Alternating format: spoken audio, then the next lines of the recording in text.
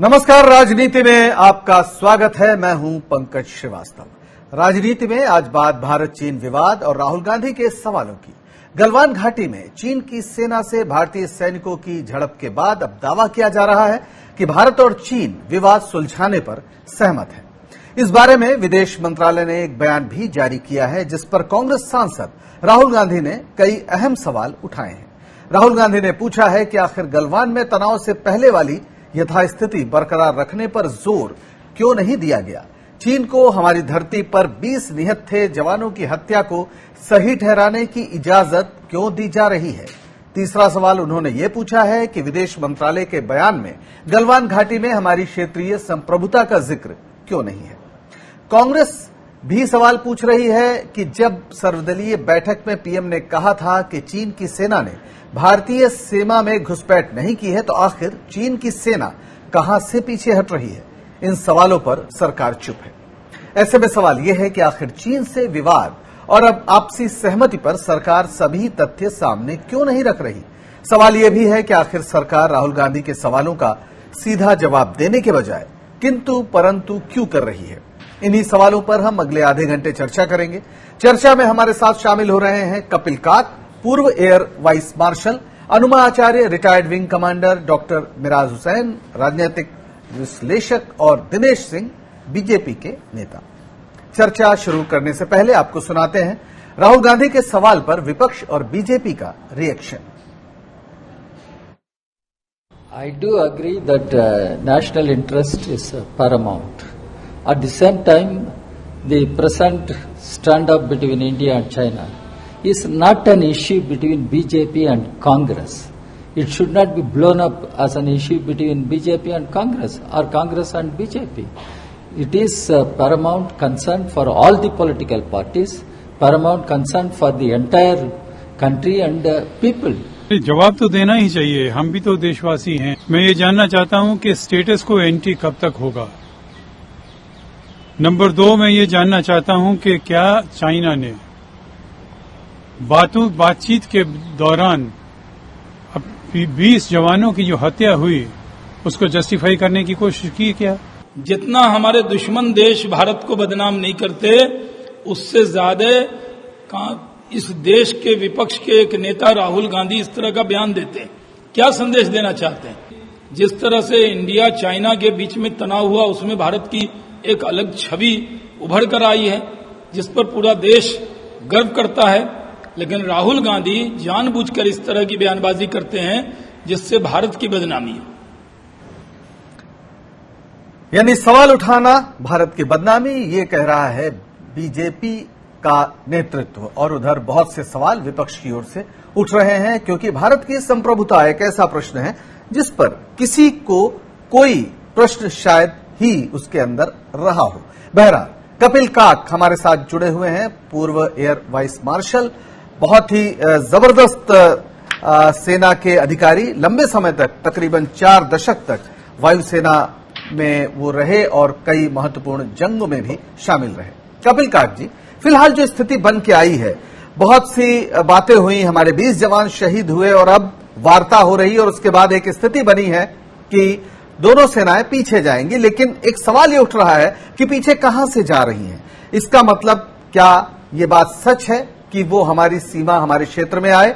और दूसरा, जिस बफर स्टेट की बात अब की जा रही है, बफर क्षेत्र की, जोन की बात की जा रही है, क्या उसमें भारत का ज्यादा बड़ा हिस्सा जा नहीं रहा है और यथास्थिति के बदलाव का यह सूचक नहीं है।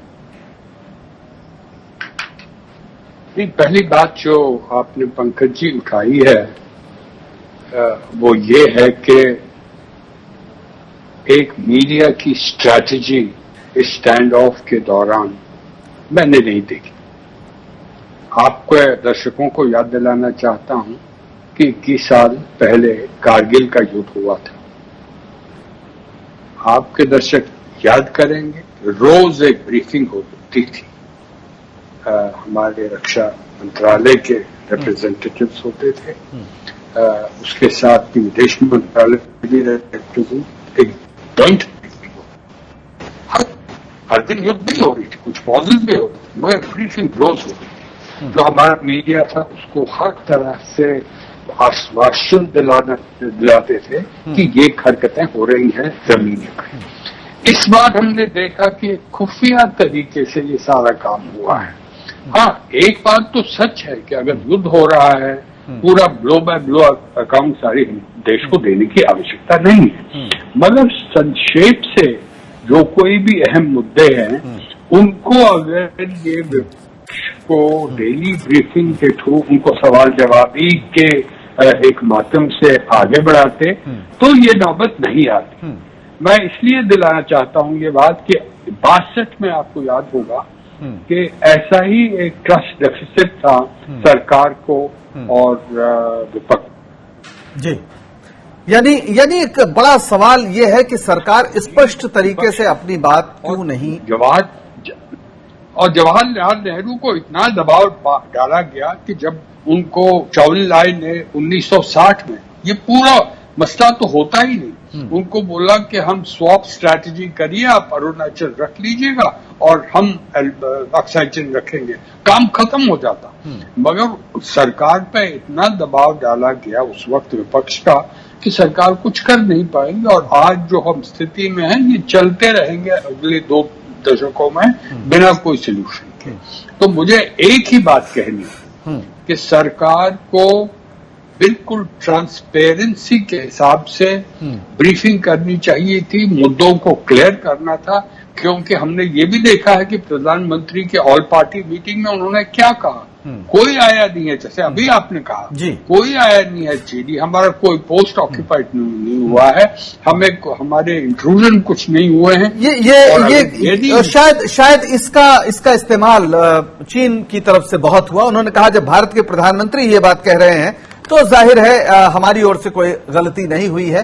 डॉक्टर मिराज हुसैन, आप ये बताइए कि अभी जो पूरी स्थिति है कि चीन 2 कदम आगे आया, अब ये कहा जा रहा है कि वो 1 कदम पीछे जा रहा है, लेकिन अंततः 1 कदम हमारा जा रहा है, 1 कदम से उसने जो हमारी धरती ली है। ऐसे में राहुल गांधी ने जो सवाल उठाए हैं, आपकी नजर में वो महत्वपूर्ण है या फिर ऐसे समय विपक्ष को सवाल नहीं पूछना चाहिए? देखिए, सबसे जरूरी बात यह है कि मैं वहां आपको एक बात याद दिलाऊं कि जब ऑल पार्टी मीटिंग थी तो ये बात देश और सारी विपक्षी पार्टियां मानते हैं कि जो प्रधानमंत्री उस मीटिंग में कहेंगे वो सच कहेंगे।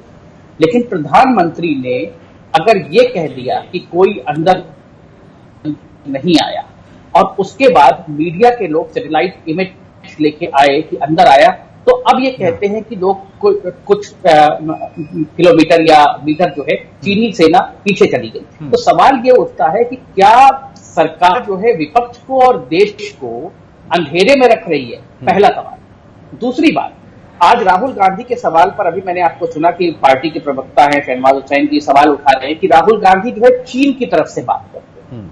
मैं आपको 2013 की 13 मई का NarendraModi.in का एक ट्वीट सुनाता हूं जिसमें वो कहते हैं China withdraws its force but I wonder why Indian force are withdrawing from the Indian territory. ये मोदी जी ने कहा। तो वो ये पूछते हैं कि चीन तो पीछे जा रहा है लेकिन भारत अपनी जमीन से पीछे क्यों जा रहा है। तो अगर आज इसी किस्म का सवाल विपक्ष में बैठे राहुल गांधी ने उठाया है तो इसका जवाब देना जरूरी है, क्योंकि आप जो बातें कर रहे हैं आप डायलेमा में रख रहे हैं। और जब आप विपक्ष में होते हैं तो आप बहुत आक्रामक होते हैं, लेकिन जब आप पक्ष में होते हैं तो 20 सैनिकों की शहादत का सम्मान भी नहीं मिलता है। यानी 20 सैनिकों की शहादत को भी एक डायरेक्टली आप जस्टिफाई कर देते हैं और आप जो है पूरी तरीके से मामले की लीपापोती करके उसको मीडिया के सामने और देश के सामने रखते हैं।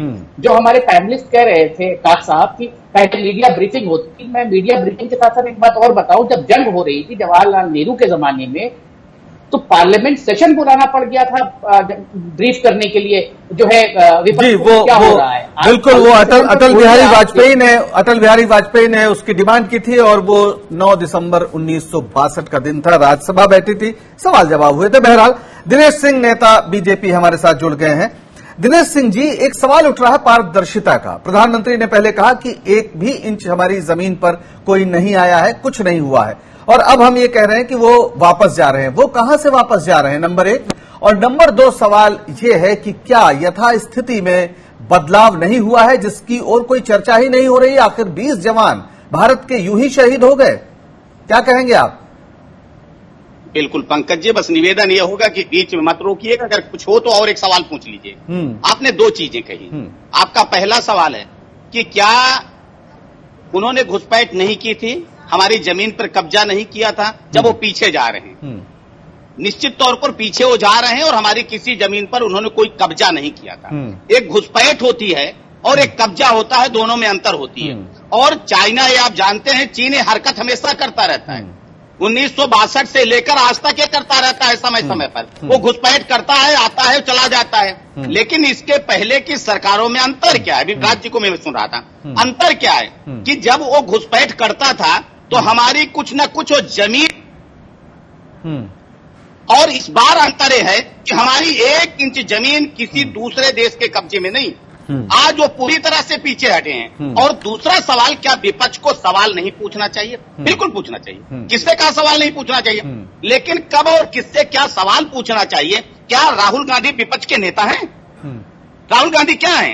एक मेंबर ऑफ पार्लियामेंट के अलावा राहुल गांधी क्या है? बिल्कुल सवाल पूछना चाहिए। हमने कहा उनके लीडर ऑफ अपोजिशन सवाल पूछे, और मिराज जी ने कहा कि 62 के युद्ध के समय में पार्लियामेंट बुलाकर बताना। बिल्कुल, अगर युद्ध की स्थिति है तो बिल्कुल पार्लियामेंट बुलाई जा सकती है। पार्लियामेंट बुलाने दिनेश जी आपकी बात ठीक है, मैंने आपको टोका नहीं दिनेश जी, आपकी बात आ गई, ठीक है।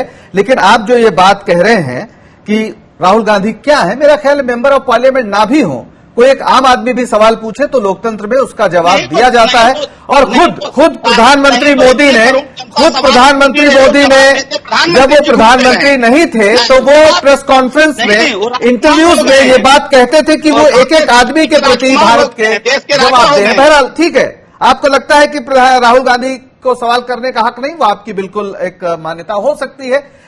हमारे साथ हैं रिटायर्ड विंग कमांडर अनुमा आचार्य। अनुमा जी, अभी आपने सुना बीजेपी के जो प्रवक्ता है वो कह रहे हैं कि 1 इंच भी जमीन हमारी नहीं गई, और अभी जो हमारे सामने फैक्ट्स आ रहे हैं वो बताते हैं कि जो पेट्रोलिंग पॉइंट 14, 15, 17 और 17A तक हम जाते थे, भारत के जो ट्रूप्स हैं अब वो नहीं जा सकते हैं, और जहां से वापस किया जा रहा है, जो बफर जोन बीच में बन रहा है, वो दरअसल पूरी तरीके से 15 जून की जो यथास्थिति थी उसमें एक जबरदस्त बदलाव है, और कहीं हमारे बड़े हिस्से पर कब्जा हो रहा है। क्या कहें? दिनेश शर्मा जी को जो दायित्व मिला है उसे उन्हें पूरा करना जरूरी है।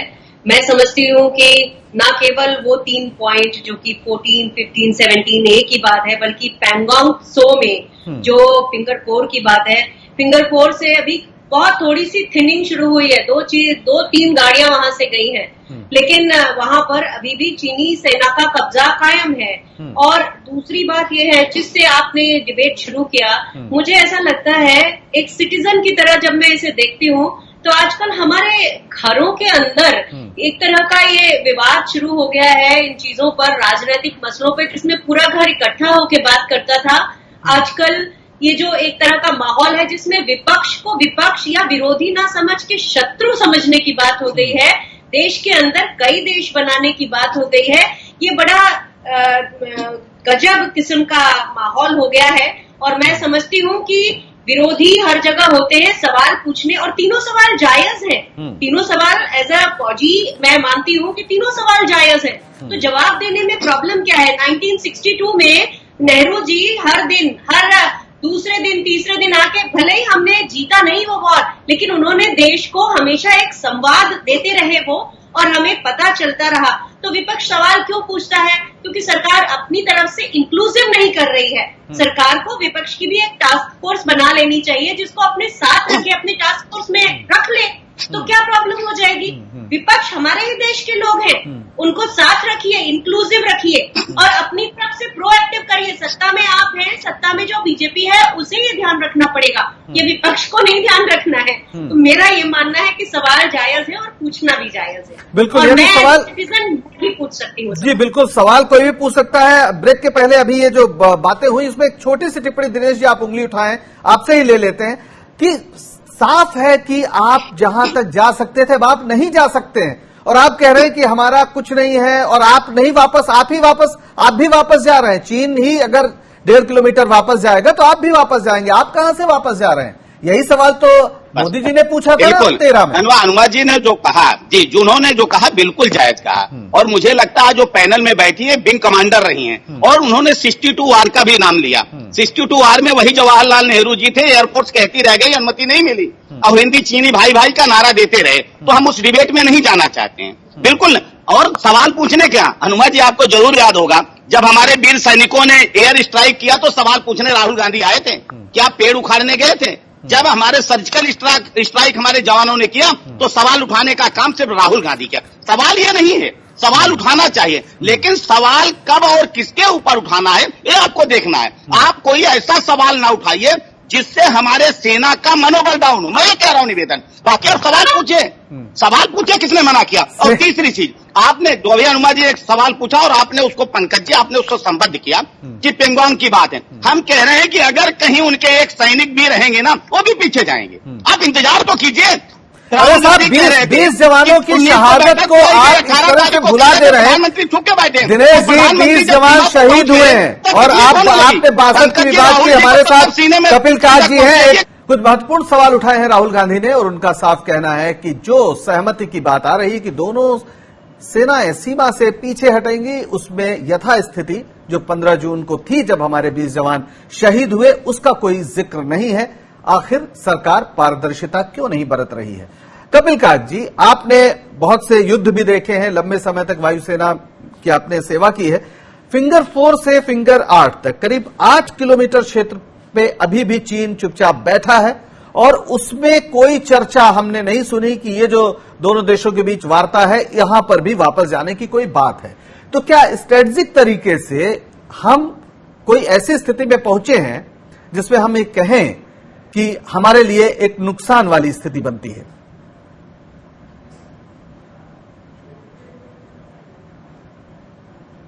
कपिल कांत जी, क्या आपको मेरी आवाज सुनाई पड़ रही है?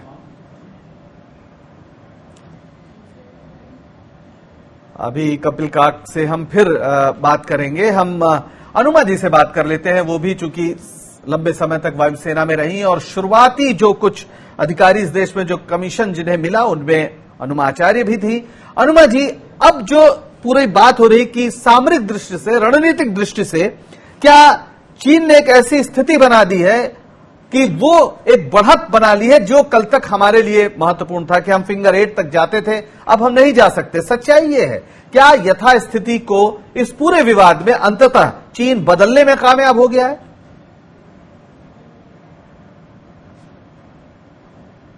तो हम अभी इस पूरे मसले पर अपने जो हमारे गेस्ट हैं उनसे बात करेंगे। फिलहाल स्थिति यह है कि सवाल बहुत से उठ रहे हैं क्योंकि सरकार की ओर से स्पष्टता नहीं रखी जा रही, पारदर्शिता का अभाव, पारदर्शिता को लेकर बहुत से सवाल उठ रहे हैं। और इसी में कांग्रेस के पूर्व अध्यक्ष राहुल गांधी ने ये सवाल उठाए हैं। 3 महत्वपूर्ण सवाल उठाए हैं जिनका सीधा ये कहना है राहुल गांधी का कि आखिर गलवान में पहले जो इस यथास्थिति थी उसको बरकरार रखने पर जोर क्यों नहीं दिया जा रहा है, और चीन को हमारी धरती पर 20 निहत्थे जवानों की हत्या को सही ठहराने की इजाजत क्यों दी जा रही है।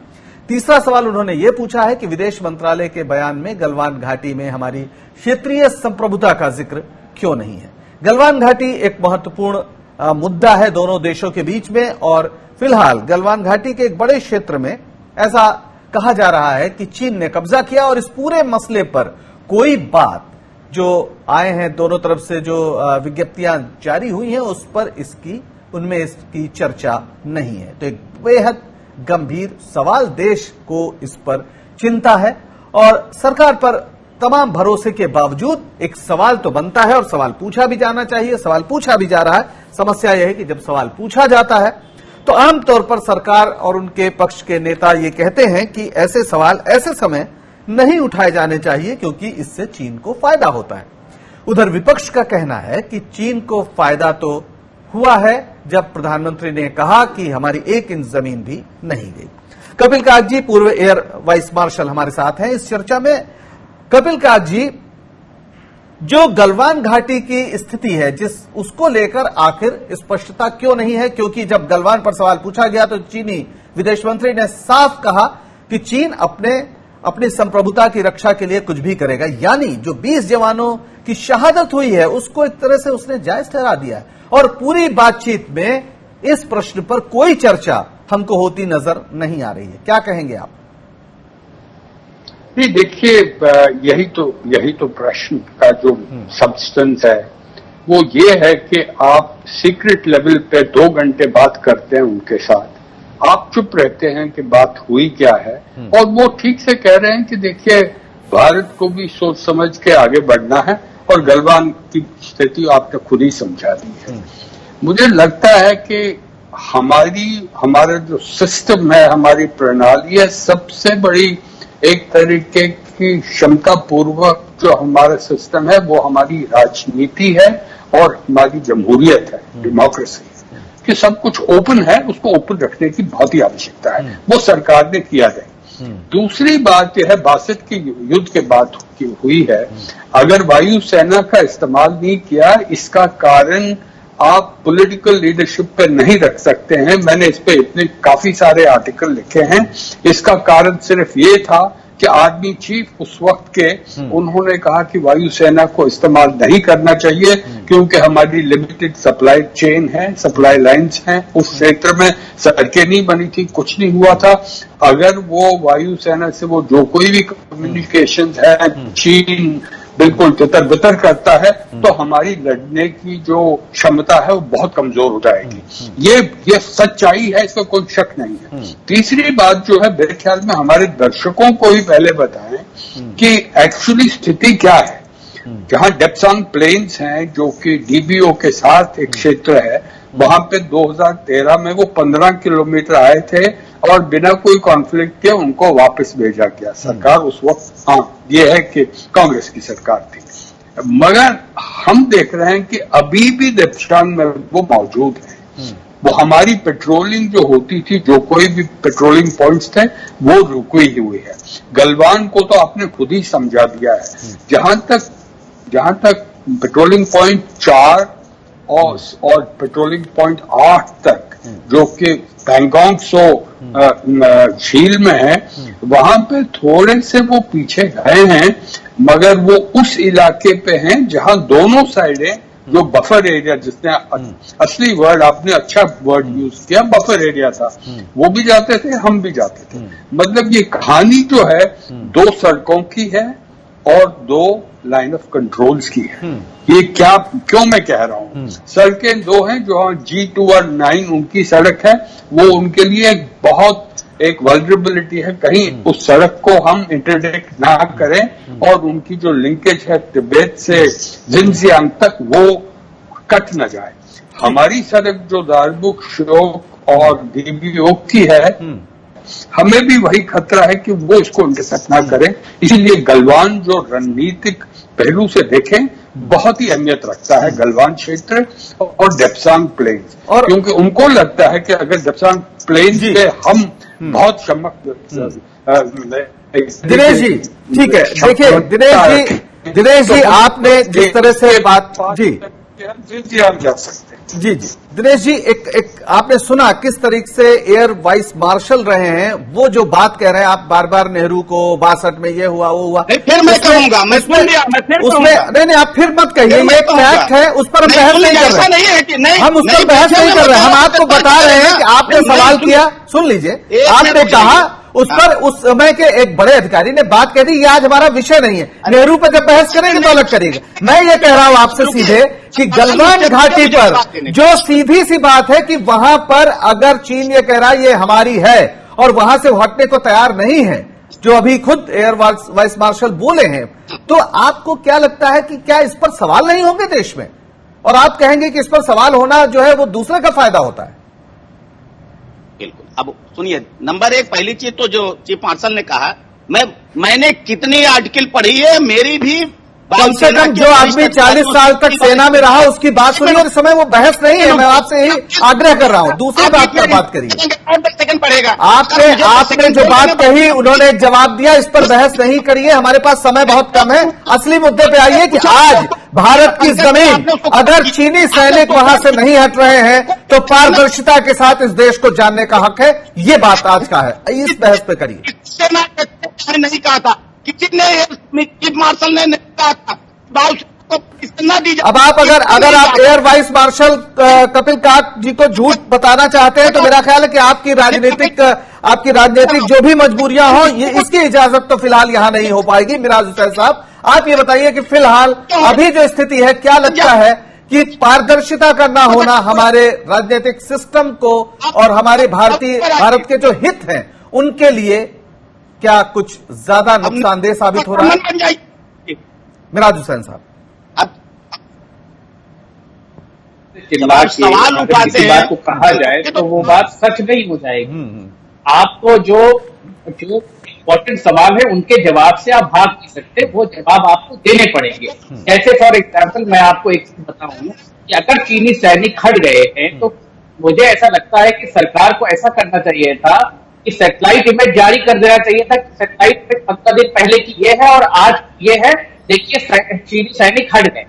दूसरी बात, जब प्रधानमंत्री खुद जो है सारे विपक्ष के सामने सर्वदलीय बैठक में कह देते हैं कोई अंतर किया ही नहीं, कोई बाहर आया ही नहीं, तो फिर दोबारा ये बात की अब हट गए। तीसरी बात, 2013 की बात जब होती है, 2013 में प्रधानमंत्री खुद जो है विपक्ष थे और वो ट्वीट करते थे कि जब कोई अंतर आया तो भारतीय सेना पीछे हटी। 13 मई 2013 का उनका ट्वीट अगर देखो मैं दिखा दूंगा। तो जो भी विपक्ष होगा उसका हक है सवाल पूछे। और जब सरकार की बात होती है और जब विदेशी मुद्दों की बात होती है तो सरकार का मसला नहीं होता, वो देश का मसला होता है और देश के मसले में हर नागरिक आपसे सवाल पूछ सकता है। इसका ये मतलब नहीं कि आप जोर से ढाक के चुप कर रहे हैं। बिल्कुल कराने का मतलब नहीं, आप ठीक है। समय हमारे पास कम है। अनुमा जी, आपसे एक आखिरी टिप्पणी लेंगे। अनुमा जी, एक आखिरी टिप्पणी लेंगे कि अब जो पूरी स्थिति आपके सामने बन रही है, क्या जिस तरह से पारदर्शिता का अभाव है और खास तौर पर जो पॉन्सो की बात हो रही है और जहां चीन ने एक स्थिति बना ली है, 20 जवान आखिर उसी की रक्षा के लिए शहीद हुए थे 15 जून की रात, और अब इस पूरे फसाने में उसका जिक्र ही नहीं है, क्या ये बड़ा सवाल नहीं लगता आपको? ये उसी तरह की बात है जैसे हम पुलवामा के बारे में दोबारा बात नहीं करते। तो मैं समझती हूँ कि ये सारे सवाल जो है ये और भी गहराते जाते हैं और सरकार जो है वो अपना रुख ऐसा रख रही है कि जिसमें उससे कोई किसी तरह की जवाबदारी नहीं है। और मैं समझती हूँ ये एक बहुत ही बुरी हालात है जिसमें सरकार जो है वो किसी तरह की भी जिम्मेदारी से हट रही है। और मैं समझती हूँ कि इसमें तलखियों की जरूरत नहीं है, सीधा सच्चा जवाब भी तो होता है।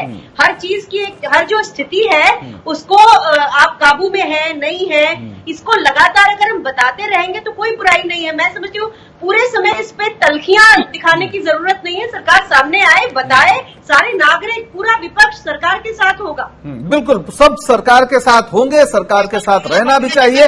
और यही सवाल है कि आखिर सरकार सबको भरोसे में क्यों नहीं लेती? जो पूरी भारत चीन सीमा विवाद है उस पर आखिर स्पष्ट तरीके से चीजों को घोषित क्यों नहीं किया जाता? और अगर 15 जून की यथास्थिति बरकरार नहीं रह पा रही है तो इस असफलता पर सवाल क्यों नहीं उठने चाहिए? आप सबका बहुत बहुत शुक्रिया इस परिचर्चा में हिस्सा लेने के लिए। राजनीति में आज बस इतना ही। बने रहिए स्वराज एक्सप्रेस के साथ और मुझे दीजिए फिलहाल इजाजत। नमस्कार।